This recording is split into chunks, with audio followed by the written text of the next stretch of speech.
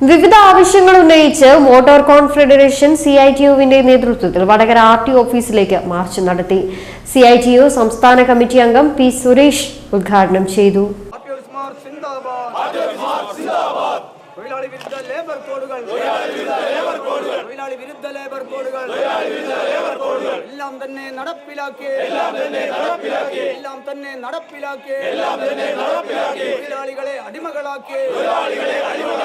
കേന്ദ്ര സർക്കാർ വർദ്ധിപ്പിച്ച ഫിറ്റ്നസ് ഫീസ് പിൻവലിക്കുക, കേരളത്തിൽ നടപ്പിലാക്കില്ലെന്ന ഗതാഗത മന്ത്രിയുടെ ഉറപ്പ് പാലിക്കുക, RTO ഓഫീസിലെ സമയ നിയന്ത്രണം പിൻവലിക്കുക തുടങ്ങിയ ആവശ്യങ്ങൾ ഉന്നയിച്ച് നടന്ന മാർച്ച് പുതിയ ബസ് സ്റ്റാൻഡ് പരിസരത്ത് നിന്ന് ആരംഭിച്ച് RTO ഓഫീസ് പരിസരത്ത് സമാപിച്ചു.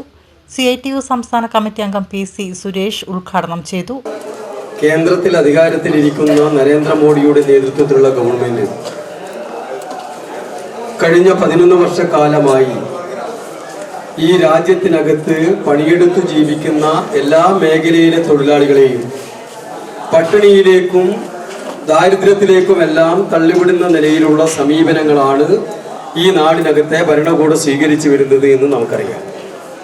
ഈ മോട്ടോർ മേഖലയിലെ തൊഴിലാളികൾ മാത്രമല്ല, ഈ നാടിനകത്ത് വ്യത്യസ്ത മേഖലക്കകത്ത് പണിയെടുത്ത് കുടുംബജീവിതം മുന്നോട്ട് കൊണ്ടുപോകുന്ന എല്ലാ മനുഷ്യരും ഈ ഭരണത്തിന്റെ ജനവിരുദ്ധമായ നയങ്ങളുടെ ഭാഗമായി വലിയ നിലയിലുള്ള കെടുതികളാണ് ഇപ്പൊ അനുഭവിച്ചുകൊണ്ടിരിക്കുന്നത്.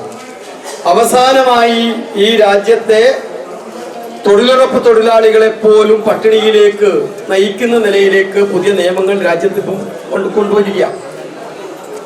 ഈ നാടിനകത്തെ ഏതാനും വരുന്ന കോർപ്പറേറ്റ് മുതലാളിമാർ, സമ്പന്നന്മാർ മാത്രം ജീവിച്ചാൽ മതി എന്ന് പറയുന്ന നിലയിലേക്ക് നിയമപരമായ പരിരക്ഷ അവർക്ക് ഉറപ്പുവരുത്തിക്കൊണ്ട് ഈ നാടിനകത്ത് നാം നേടിയെടുത്തിട്ടുള്ള എല്ലാ തൊഴിലവകാശങ്ങളും നിഷേധിക്കപ്പെടുന്ന നിലയിലേക്ക് രാജ്യത്തിന്റെ ഭരണകൂടം കാര്യങ്ങൾ കൈകാര്യം ചെയ്യാൻ, അതിനെതിരായിട്ടാണ് എല്ലാ വിഭാഗം തൊഴിലാളികളും, ഈ മോട്ടോർ മേഖലയിലെ എല്ലാ വിഭാഗം തൊഴിലാളികളും ഒരുമിച്ചുകൊണ്ട് ഇതുപോലുള്ള RTO ഓഫീസുകളിലേക്ക് ഒരു സൂചനാ സമരം നടത്താൻ വേണ്ടി തീരുമാനിച്ചിട്ടുള്ളത്.